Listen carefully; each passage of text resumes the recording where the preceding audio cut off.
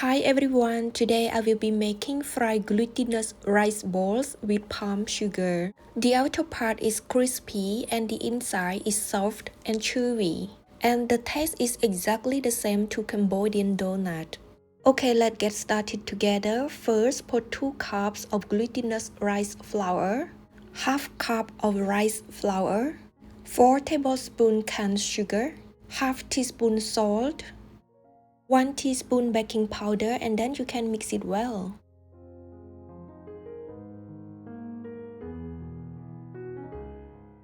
Next, add half cup of coconut milk. It is better to keep stirring while pouring the coconut milk in. Then add half cup of water. Then we will knead it until it turns to a dough. If the mixture is dry, you can add 3 tablespoons water. We should add the water little by little because we may use different brand of flour, so the quantity of water may be slightly different. We have the dough now. The texture is not too soft nor firm. Next, take a piece of dough and roll it up. You can roll it to your favorite size. Now the balls are done, so we can fry it. Pour a generous amount of cooking oil into the pan. Turn on medium-low heat.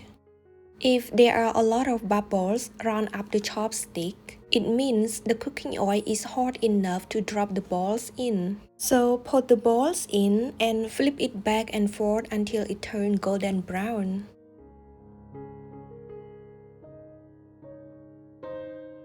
Now it's turned golden brown, so transfer the balls into the strainer.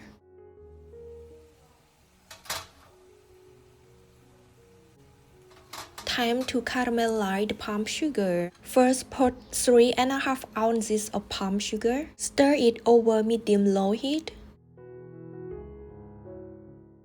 There are a lot of bubbles now. Put 1 tablespoon roasted sesame seeds. Continue stirring until it's more sticky. Now the palm sugar turned dark brown and sticky. Turn the heat to the lowest level, it means the simmer. Then coat the balls with this caramelized palm sugar. Then put the sugar part up and separate it from one to another. You can repeat the steps until you finish everything. When the caramelized palm sugar is dry, you can pile it up. You know the balls is so delicious. It is both crispy and chewy, and the taste is really the same to Cambodian donut. So now glutinous rice ball with palm sugar is done. Thank you so much for watching and see you in the next delicious recipes. Bye!